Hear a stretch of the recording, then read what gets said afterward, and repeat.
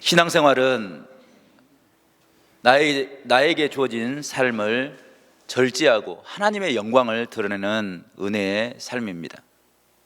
왜냐하면 우리는 주님의 희생과 사랑으로 구원받는 존재가 되었기 때문입니다. 주님의 사랑과 희생이 없었다고 한다면 우리는 하나님 앞에 설 수 없는 그런 연약한 존재입니다. 그런 모습을 주님께서는 아시고 놀라운 은혜를 베풀어 주시고 날마다 겸손한 모습으로 절제하며 하나님의 은혜를 기억하며 하나님께 영광 돌리는 그런 삶의 자리로 우리를 인도하신 줄로 믿습니다. 그 신앙의 모습을 회복하는 것, 그것이 바로 사순절 절기입니다. 오늘 우리가 사순절 세 번째 주간을 맞이했는데 우리 옆에 분들과 함께 이렇게 믿음의 인사를 나누기를 원합니다. 하나님이 당신을 사랑하십니다. 그 사랑이 우리를 새롭게 하십니다. 아멘. 성도 여러분, 우리는 하나님께 사랑받는 존재입니다. 그 사랑의 은혜가 있기에 우리는 세상에 어떤 사람들보다 존귀한 사람들이고, 우리는 세상의 어떤 자리에서도 담대한 믿음의 삶을 살아갈 수가 있는 것입니다. 수도원 영성의 아버지라고 불리는 안토니우스라는 분이 계십니다. 이분이 경건한 믿음의 삶을 살면서 경건한 삶의 모티브를 절제라라고 이야기했습니다. 자신을 절제하지 않고서는 경건의 모습을 이룰 수 없다는 이야기입니다. 성 어거스틴은 절제는 자신을 하나님 앞에 온전히 하게 하고 썩지 않게 하는 사랑의 보존이다 라고 이야기했습니다. 하나님의 사랑이 있기에, 그 은혜를 깨달았기에 우리는 우리 스스로를 자제하며 절제하며 하나님 앞에 나아갈 수 있다는 의미입니다. 절제란 모든 육체의 기쁨과 인간적인 것에 영합하지 않고 자제함으로 온전하게 하나님께 나가는 것, 하나님께 영광 올려드리는 삶의 모습입니다. 건강한 신앙의 삶을 살기 위해서는 반드시 절제의 모습이 필요합니다.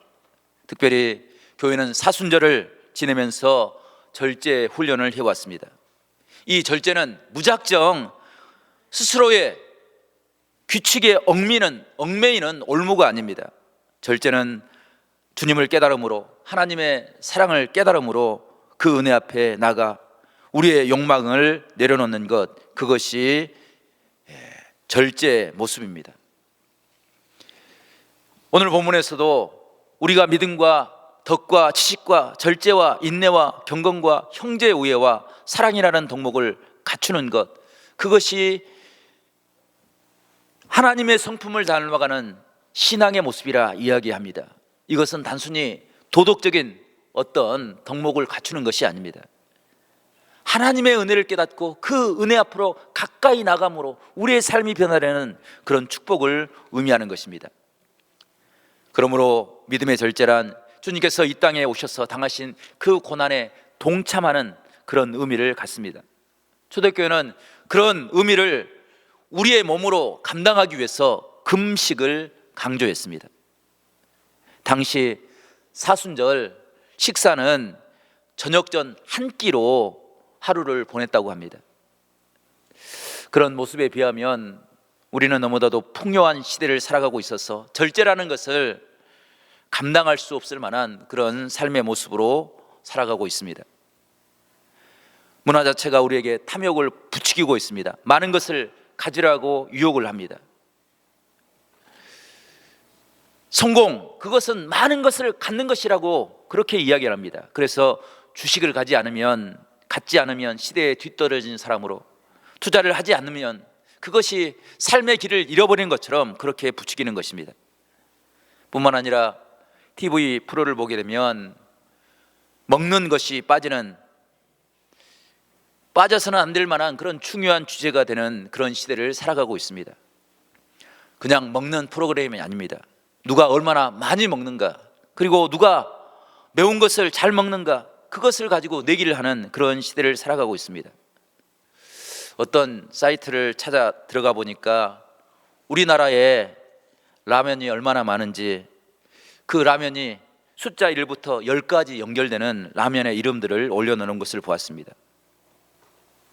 1은 일품 짜장면, 2는 200냥 라면, 3은 삼양라면, 4는 사리곰탕면, 5는 오징어 짬뽕, 6은 육개장면, 7은 칠보면, 8은 팔도라면, 9는 구운면, 10은 열무 비빔면. 저는 잘 듣지도 보지도 못했던 그런 이름들이 차고 넘치는 것을 보면서 정말로 우리가 풍요로운 시대를 살고 있구나, 이런 생각을 했습니다. 그런데 이 풍요가 자칫 잘못하면 우리로 하여금 무절제한 삶을 살게 하고 탐욕의 노예가 되게 하는 것을 보게 됩니다. 우리를 충동질에서 유혹에 빠지게 하고, 그리고 필요치 않는 것에도조차 욕심을 내게 하는 그런 시대를 살고 있습니다. 그래서 우리는 만족하며 감사하는 경건의 모습을 이루는 그런 삶의 모습이 어려운 시대를 살아가고 있습니다. 더 가지지 못하면 실패한 것이라고 두려움의 마음을 심어줍니다. 물량주의가 그리스도인들의 판단을 흐리게 하는 그런 시대를 살아가고 있습니다. 너무나도 많은 것이 있어서 차고 넘치는, 그것 때문에 지쳐가는 그런 시대를 사는가 하면, 또 다른 한면에는 가진 것이 없어서 상대적인 박탈감을 가지고 있어서 그것 때문에 희망을 놓아버리고 스스로 자신의 생명을 끊어버린 그런 어리석은 삶을 살아가는 모습도 봅니다. 스스로 절제력을 잃어가는 그런 시대를 살아가고 있습니다. 그 증거가 바로 중독이라는 모습으로 나타나고 있습니다. 좀 더 하는 생각을 가지고 덫에 걸려들어서 자기 스스로는 자기 스스로를 절제할 수 없는 그런 심각한 상태에 빠져 있는 것들이 우리들의 모습인 것 같습니다. 오늘 본문에서도 우리 시대와 같지는 않지만 큰 갈등의 상황에 놓여 있는 성도들의 모습을 소개하고 있습니다. 베드로 사도가 함께 사역했던 당시 소아시아 교회들은 외부의 핍박과 변질된 이단의 침투로 인해서 신앙적인 갈등에 놓여 있었습니다. 하나님을 믿는데 왜 이런 현상들이 일어나는지 알지 못하고 큰 방황 가운데 빠져 있었습니다. 이런 성도들을 향해서 사도 베드로는 무엇을 믿는 것이 구원인지, 무엇을 붙잡고 살아가야 참된 신앙의 삶을 살 수 있는지, 그것을 가르쳐주기 위해서 간절한 마음을 가지고 오늘 베드로 전후서를 편지로 썼습니다. 순교를 앞두고 있었던 그가 소아시아 교회의 유언처럼 들려준 말씀이 오늘 본문의 말씀입니다. 우리가 읽지 않았지만 4절 말씀은 이렇게 소개하고 있는데, 우리 4절 말씀을 저와 여러분이 한번 읽어보겠습니다. 4절입니다. 시작. 이로써 그 보배롭고 지극히 큰 약속을 우리에게 주사 이 약속으로 말미암아 너희가 정욕 때문에 세상에서 썩어질 것을 피하여 신성한 성품에 참여하는 자가 되게 하려 하셨느니라. 아멘. 성도 여러분, 베드로 사도는 이 세상을 이길 수 있는 그 길이 하나님의 성품, 신성한 성품에 참여하는 것이다 라고 이야기하고 있습니다. 그런데 이 신성한 성품에 사순절과 연결된 덕목이 하나가 있는데 그것이 바로 절제입니다. 잠언 25장 28절에서는 자기 마음을 제어하지 아니하는 자는 성읍이 무너지고 성벽이 없는 것 같으니라 라고 말씀하였습니다. 절제하지 아니하고 제어하지 아니하면 자신을 방어해 줄 성벽과 성읍이 무너진 것 같다라고 이야기하는 것입니다. 절제는 우리가 하나님께 가까이 나가는데, 영적 성장을 이루는데 절대적으로 필요한 것입니다. 그래서 사도 바울은 고린도전서 9장 25절에 이렇게 이야기합니다. 이 길을 다투는 자마다 모든 일에 절제하나니 그들은 썩을 승리자의 관을 얻고자 하되 우리는 썩지 아니할 것을 얻고자 하노라. 아멘. 성도 여러분, 여기에서 이기기를 다투는 자, 이것은 남과 싸워서 이기겠다 이런 의미가 아니라 우리가 좀 더 성숙한 모습으로 하나님께 가까이 나가기를 원하는 사람들은 반드시 모든 일에 절제를 이루어야 되는 것입니다. 그래서 하나님이 썩지 않느냐를 면류관을 예비하시는 그 은혜를 바라볼 수 있어야 된다라고 이야기하고 있습니다.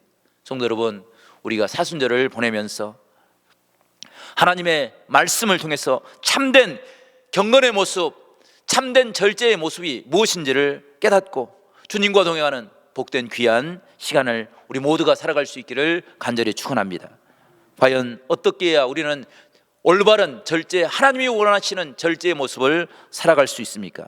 첫 번째로, 절제는 우리가 무엇을 하지 않는 것이 아니라 하나님의 은혜로 가득 채워질 때 비로소 이룰 수 있는 삶의 모습입니다. 성도의 절제는 절제를 행하기 전에 먼저 한 가지 과제가 필요합니다. 그것이 바로 왜 절제해야 되는지 그것을 깨닫는 목표가 필요합니다. 절제를 왜 해야 되는지 알지 못하면 그 절제는 고통이 되고 고행이 됩니다. 하지만 절제를 해야 될 분명한 이유를 알게 되면 절제는 감사가 되고 사명이 되기도 합니다. 나의 공허한 마음, 결핍된 마음을 하나님의 은혜로 가득 채울 때, 그 은혜를 붙잡고 하나님 앞에 가까이 나갈 때 우리의 심령이 새로워질 수 있는 것입니다. 그래서 기독교의 절제는 자기 수양이라 이야기하지 않습니다. 하나님 은혜 앞에 가까이 나가서 자기 스스로를 찾아야 하고 훈련함으로 하나님의 은혜를 깨닫는 것입니다.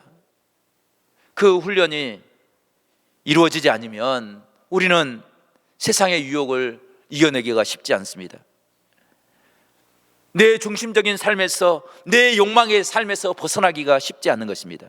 왜 우리는 그런 삶을 살아가지 못합니까? 지식이 없어서입니까? 정보가 없어서입니까? 하나님을 향한 진실한 신앙의 고백, 하나님을 향한 절대적인 믿음이 없기 때문에 그런 삶을 살아가지 못한다고 성경은 이야기합니다. 성도 여러분, 주의 성전에 올 때마다 하나님의 말씀을 붙잡고 주의 은혜를 깨달음으로 우리가 세상을 향해서가 아니라 하나님을 향해서 가까이, 더 가까이 나갈 수 있는 복된 믿음의 사람들이 될 수 있기를 간절히 축원합니다. 기독교의 그 교파 중에서 참된 경건의 능력을 이루었던 한 교파가 있는데 그 교파가 바로 퀘이커 교파입니다.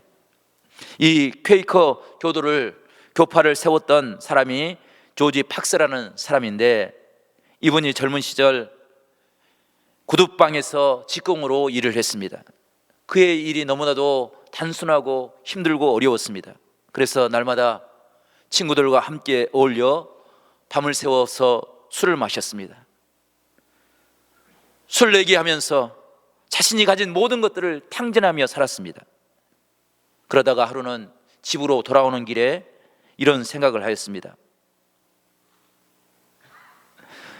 내가 이 시대 가운데 이런 모습으로 사는 것이 얼마나 허망하고 허무한가, 그 생각이 들 때 그는 밤을 새워서 거리를 이리저리 방황하였습니다.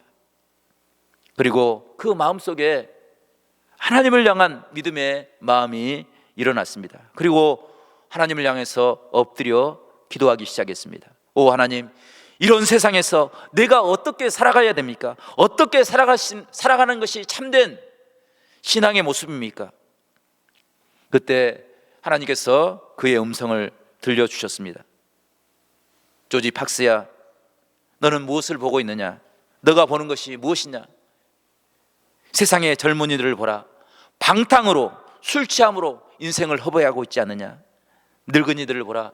그들은 자신의 욕망에 갇혀서 살아가고 있지 않느냐? 이런 삶을 변화시키기 위해서 너에게 필요한 것이 무엇이냐? 그것은 너를 향한 성결한 삶을 살아가라. 경건의 삶으로 하나님의 은혜를 깨달으며 살아가라. 귀한 음성을 듣고 그는 밤을 새워 하나님 앞에 회개하기 시작했습니다. 그리고 하나님만을 섬기겠다고, 세상의 모든 것을 끊어버리고 하나님만을 바라보며 살겠다고, 그리고 함께 모여서 예배했던 것이 퀘이커 교도의 모습입니다. 성도 여러분, 우리도 이런 경건의 모습을 우리 모두가 회복하며 살기를 간절히 원합니다. 성 어거스틴은 자신의 죄악된 모습, 어리석었던 모습을 하나님의 말씀을 들음으로 결단하고 돌이켜 회개하였습니다. 로마서 13장 12절 13절 말씀, 밤이 깊고 낮이 가까웠으니 그러므로 우리가 어둠의 일을 벗고 빛의 갑옷을 입자. 낮에와 같이 단정히 행하고 방탕과 술 취하지 말며 음란과 호색하지 말며 투쟁과 시기하지 말며 오직 주 예수 그리스도로 옷 입고 정오교를 위하여 육신의 일을 도모하지 말라라고 하신 말씀을 기억하고, 그는 자신의 모든 죄악된 모습, 지금까지 살아왔던 삶의 가치와 목표를 바꾸어서 하나님의 은혜 앞으로 나아갔던 것입니다. 사도 바울도 이 신앙의 모습을 깨달았기에 세상을 본받지 말고 온전한 경건의 모습을 이루며 살아가라 말씀하고 있는 것입니다. 우리 한국교회는 처음 선교사들이 한국에 들어왔을 때 너무나도 공핍하고 경제적으로 힘들고 어려운 그런 삶을 살았습니다. 그래서 가장 먼저 선교사님들이 교회 성도들에게 강조했던 신앙의 권면의 모습이 금검 전략이었습니다.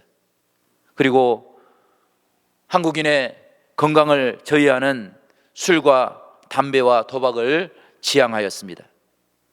그때부터 기독교인들에 대해 금주와 금연의 규율을 권면하기 시작했던 것입니다.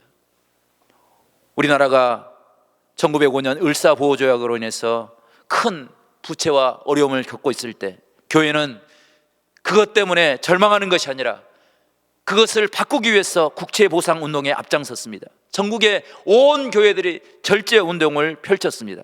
1924년 8월 28일 조선여자 기독교 절제연합회가 창설되었습니다. 그리고 절제하기 위해서 온 가족들이 먹는 그 쌀에서 한 주먹 쌀을 내어서 교회를 위해서 힘들고 어려운 사람들에 의해서 사용하는 그런 귀한 실천의 삶을 살았던 것이 우리 교회의 모습입니다. 교회는 절제를 내려버리는 시대를 향하여 먼저 스스로 절제함으로 세상의 빛과 소금의 모습을 회복하며 그 사명을 감당하여 왔습니다. 우리도 이 시대의 모습을 바라보면서 끼어 하나님의 사명을 감당하는 복된 믿음의 사람들이 될 수 있기를 간절히 바랍니다. 사순절을 통해서 세상을 바라볼 수 있는 믿음의 눈을 기를 수 있기를 바랍니다. 그리함으로 세상을 닮아가는 것이 아니라 세상을 변화시킬 꿈을 꾸며 살아가는 우리 모든 성도들이 될 수 있기를 간절히 축원합니다. 두 번째로, 하나님께서 우리에게 허락하신 귀한 절제의 은혜는 내 힘으로 내 능력으로 이룰 수 있는 것이 아니라 성령의 임재함으로 이룰 수 있음을 우리에게 이야기해 주고 있습니다. 절제는 우리 사람들에게 필요한 성품이기는 하지만 우리 인간 스스로 가질 수 없는 것임을 성경은 이야기합니다. 그러므로 하나님의 은혜 앞에 하나님의 말씀으로 서라 이야기하는 것입니다. 갈라디아서 5장 23절 말씀 보게 되면 오직 성령의 열매는 사랑과 희락과 화평과 오래 참음과 자비와 양선과 충성과 온유와 절제이니 이 같은 것을 금지할 법이 없느니라 말씀하십니다. 성도 여러분, 왜 사도 바울은 이 모든 것들이 성령의 열매가 되어야 된다라고 이야기하는 것입니까? 내 힘으로 내 능력으로 감당할 때 우리는 절망하고 좌절할 수밖에 없습니다. 하지만 성령께서 함께하여 주시면 이 모든 것들을 기쁨으로 감당하는 그런 은혜의 자리에 설 것을 우리에게 이야기해 주고 있는 것입니다. 고린도전서 7장 9절 말씀 보게 되면 절제는 육체적 욕망을 이기는 힘이 된다라고 이야기하고 있습니다. 고린도전서 9장 25절에서는 절제는 악덕을 이룰 수 있는 그런 능력이 됨을 이야기하고 있습니다. 그래서 사도 바울은 절제를 갈라디아서 5장 21절에서 투기와 술 취함과 방탕함에 대조되는 개념으로 이야기하고 있습니다. 하나님의 성령이 임할 때 우리가 세상을 닮아가지 않냐고 하나님의 은혜를 구할 때 우리가 이루어 나갈 수 있는 하나님의 놀라운 축복인 것을 말씀해 주고 있는 것입니다. 성도 여러분, 이 절제 신앙의 덕목을 통해서 하나님을 더 가까이 하고 성령 충만한 은혜의 삶을 살아가는 우리 모두가 될 수 있기를 간절히 축원합니다. 이런 절제의 삶을 살아가기 위해서 우리가 먼저 하나님 앞에 고백해야 될 우리의 가진 연약한 문제들이 있음을 몇 가지로 이야기해 볼 수 있습니다. 그 첫 번째는 우리는 죄악으로 인해서 연약한 육신을 가짐으로 인해서 온전한 절제를 이룰 수 없음을 고백해야 됩니다. 우리의 무절제한 모습을 우리는 우리의 삶 속에서 너무나도 쉽게 발견할 수 있습니다. 먹는 것조차도 스스로 절제하지 못하는 그런 삶을 살아갑니다. 우리가 입으로 말하는 말조차도 우리의 입술조차도 절제하지 못하는 우리들의 모습을 발견하게 됩니다. 내 마음의 감정조차도, 내 마음속에 끌어넘치는 분노조차도 우리는 내 스스로 절제하지 못하는 그런 연약한 모습을 살아가고 있습니다. 이런 모습을 솔직하게 인정할 때, 주의 도움의 은혜를 구할 때 절제의 삶이 가능하게 되는 것입니다. 두 번째로, 우리는 과거의 실패의 모습을 너무 크게 보므로 절제의 삶을 포기할 때가 있습니다. 내가 예전에 다 해봤는데 아무것도 이룰 수 없다고, 모든 것을 실패했다고 과거의 삶에 우리의 현재를 포기해버리는 그런 어리석은 모습을 보게 됩니다. 성도 여러분, 우리는 날마다 실패하고 좌절하고 절망하며 살아갑니다. 그러나 그것은 내일을 포기하라는 의미가 아니라 내일이 있기에 다시 한번 일어서라는 하나님의 음성인 줄로 믿습니다. 일어서서 절제의 은혜를, 절제의 은사를 간구하며 그러므로 하나님의 뜻을 통해서 절제의 아름다운 모습을 이뤄나가는 우리 모두가 될 수 있기를 간절히 축원합니다. 주님께서는 그 은혜를 이루기 위해서 오늘 우리가 읽었던 말씀처럼 믿음의 덕의 지식의 절제를, 절제의 인내를, 인내의 경건을, 경건의 형제 우애의 사랑을 공급하라 말씀하고 있습니다. 성도 여러분, 한 가지를 이뤘다고 만족하는 것이 아니라 그 은혜를 이루었기에 더욱더 하나님을 바라보고 하나님을 의지하고 주님 앞에 간구할 때 우리의 경건의 삶이 온전해질 수 있는 것입니다. 주님은 날마다 우리를 향하여 말씀하십니다. 그 말씀은 우리의 삶을 새롭게 변화시키기 위한 절제의 은혜의 말씀인 줄로 믿습니다. 로마서 14장 21절 말씀 보게 되면 바울은 자신이 절제를 하되 특별한 목적을 가지고 절제를 했습니다. 고기도 먹지 아니하고 포도주도 마시지 아니하고 무엇이든지 내 형제로 거리끼게 하는 일을 아니함이 아름다우니라 라고 고백하고 있습니다. 성도 여러분, 사도 바울은 자신의 모든 행위를 통해서 혹시 그 일론에서 시험에 드는 사람이 없지 않을까 살펴보고 스스로를 절제했습니다.